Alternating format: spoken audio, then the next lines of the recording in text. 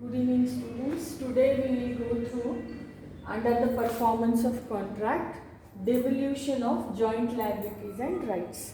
इसका मतलब है जब कभी भी बहुत सारे प्रोमिसर्स होते हैं, जैसे कि ABC तीन प्रोमिसर्स हैं और किसको प्रॉमिस कर रहे हैं? डी को। तो डी क्या बन गया? प्रॉमिसी। और ABC क्या बन गए? जॉइंट प्रॉमिसर्स। तो तीनों ने मिलके समझो 3,000 लिए हैं, मतलब 9,000 का लोन लिया है। किससे? डी से। तो डी क्या बन गया? प्रॉमिसी और ABC क्या बन गए? जॉइंट प्रॉमिसर्स। तो अब ये 9,000 का जो पैसा है ये जॉइंटली तीनों को डी को देना है। तो यहाँ पर डिवोल्यूशन का मतलब है passing over from one person to another. क्या पासिंग ओवर? लायबिलिटीज। तो यहाँ पर हम देखेंगे सेक्शन 42 में पैसे लिया है, पैसे देना है, तो सब लोग एग्री कर रहे देने के लिए। तो ABC तीनों को मिलके 9,000 रुपये देना है डी को, तो दे देते हैं, तो नो प्रॉब्लम। मतलब वॉलेंटरी डिस्चार्ज ऑफ ऑब्लिगेशन, तीनों ने लिया है, तीनों ने मिलकर देना है।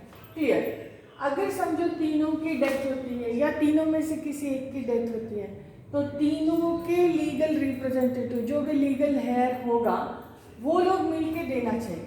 अगर एक समझो ए की डेथ होती है तो ए का लीगल हेयर बी और सी मिलके पैसे वापस देना है, लेकिन इंटेंशन देने का है ना, तो सेक्शन 42 कम्स इनटू पिक्चर।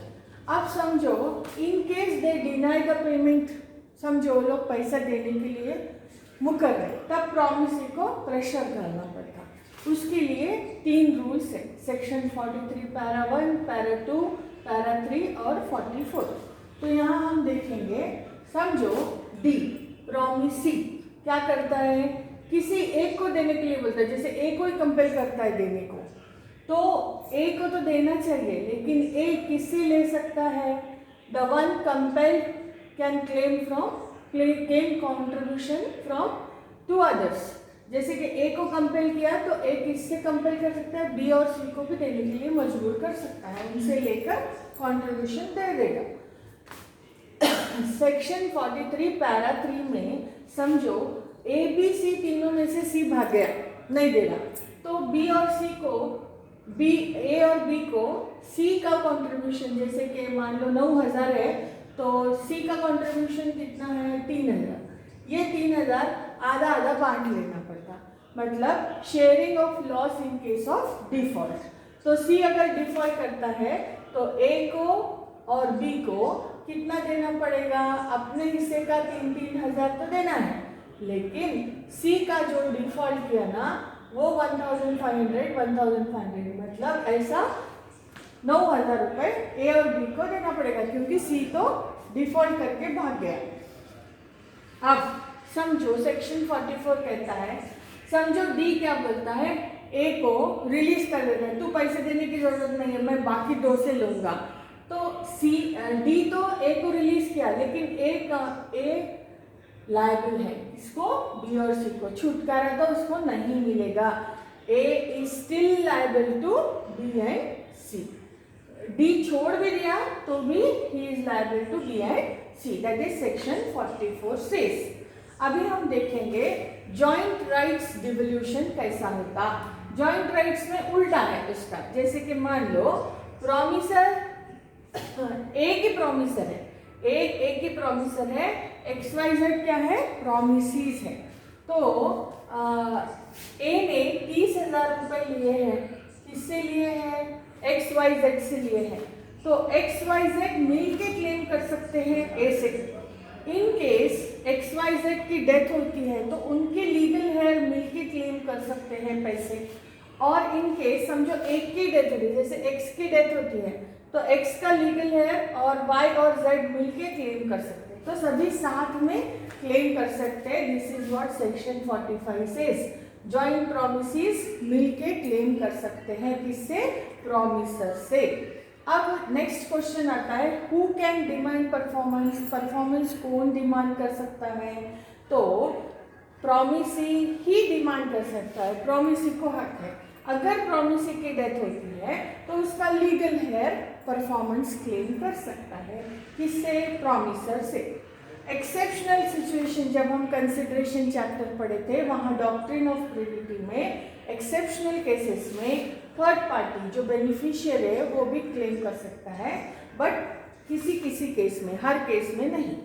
अभी हम देखेंगे next point, performance of contract में time and place of performance के लिए क्या रूल्स हैं। जनरली दोनों पार्टीज एग्री करते हैं क्या टाइम और कौन सी प्लेस, जगह पे गुड्स डिलीवर करना है।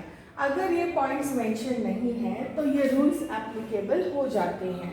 जैसे कि मान लो सेक्शन 46 में एक सिचुएशन लेते हैं, प्रॉमिसर को प्रॉमिस परफॉर्म करना है, कुछ भी प्रॉमिसी के डायरेक्शंस की ज़रूरत नहीं है। ऐसे टाइम पे promisor has to perform within the reasonable time and at the proper place which has been understood at the time of entering into the contract. तो यहाँ पे कुछ डायरेक्शंस या एप्लीकेशन मतलब डायरेक्शंस लेने की ज़रूरत नहीं है। सेक्शन 47 में हम देखेंगे कि हियर द प्रॉमिसर को एक डेट दे दी, डेट ऑफ परफॉर्मेंस दे देने के बाद प्रॉमिसर को फिर प्रॉमिसी को कुछ भी पूछने की ज़रूरत नहीं है। प्रॉमिसर क्या कर सकता है, जो डेट दिया उस दिन with in business hours goods को डिलीवर करना है, जो भी कॉन्ट्रैक्टेड प्लेस है वहाँ पर। नेक्स्ट सेक्शन 48 में प्रॉमिसर को डेट तो मिल गई लेकिन प्रॉमिसी के डायरेक्शन के लिए वेट करना है। तो प्रॉमिसी जब तक प्रॉमिसर को डायरेक्ट नहीं करता कि इस जगह पे गुड्स लाके डिलीवर करना है, promisor need not deliver the goods. So promisor is waiting for the promisee's directions to regarding the place. Next section 49 में when the promisee need not direct the promisor has to call, मतलब जहाँ पर promisee कुछ बोलने वाला नहीं है और प्रॉमिसर के पास गुड्स आ गए तो प्रॉमिसर सीधा क्या कर सकता है, प्रॉमिसी को पूछ सकता है कि कौन सी जगह, क्योंकि प्लेस डिसाइडेड नहीं है तो किस जगह पे मैं आपको गुड्स डिलीवर करूं, ये प्रॉमिसर प्रॉमिसी को पूछ कर डिलीवर कर दे सकता है।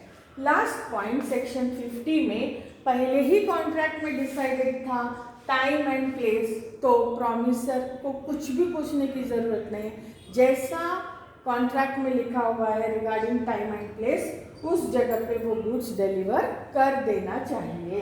ही need not ask anything to the promisee.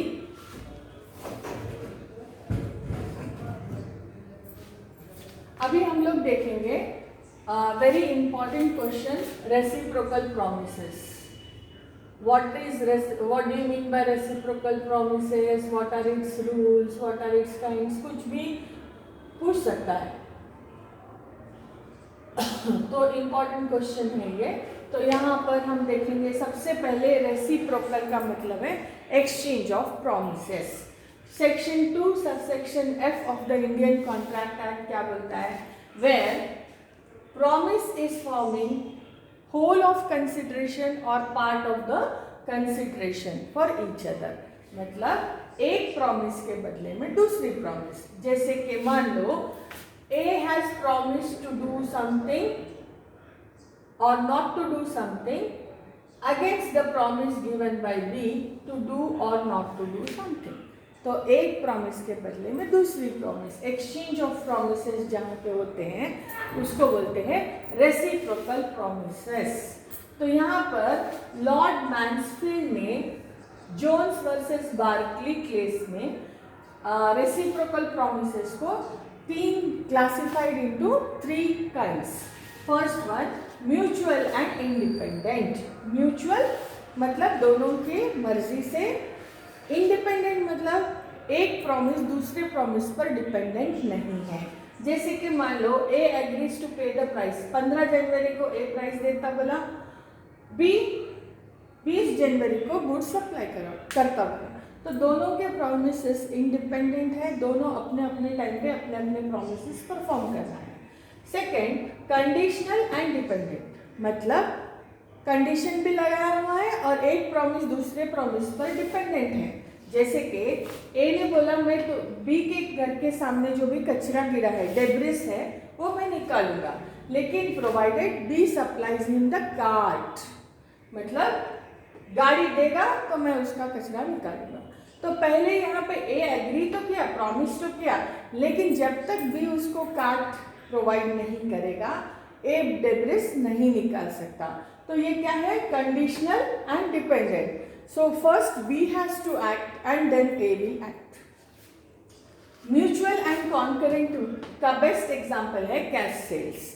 जैसे इस हाथ दे इस हाथ ले, जैसे आप किसी भी शॉप में जाते हो, गुड्स खरीदते हो तो पैसे देते हो तो वो गुड्स देता है, तो एक साइमल्टेनियस एक्ट हो रहा है दोनों का, इसलिए उसको बोलते हैं म्यूचुअल एंड कॉन्करेंट। तो ये है कैश सेल्स, ये है काइंड्स ऑफ रेसिप्रोकल प्रॉमिसेस। अभी हम देखेंगे rules regarding performance of reciprocal promises. ये एक लॉन्ग आंसर आ सकता है, तो जिसमें आपको मीनिंग लिखना है, उसके बाद काइंड्स ऑफ रेसिप्रोकल प्रॉमिसेस लिखना है, उसके बाद रूल्स लिखना है। तो section 51 to 54 and section 57 deals with rules related to reciprocal promises. तो पहला है simultaneous performance of reciprocal promises, section 51। तो ये क्या कहता है, unless promise is ready to perform, promisor need not perform his promise.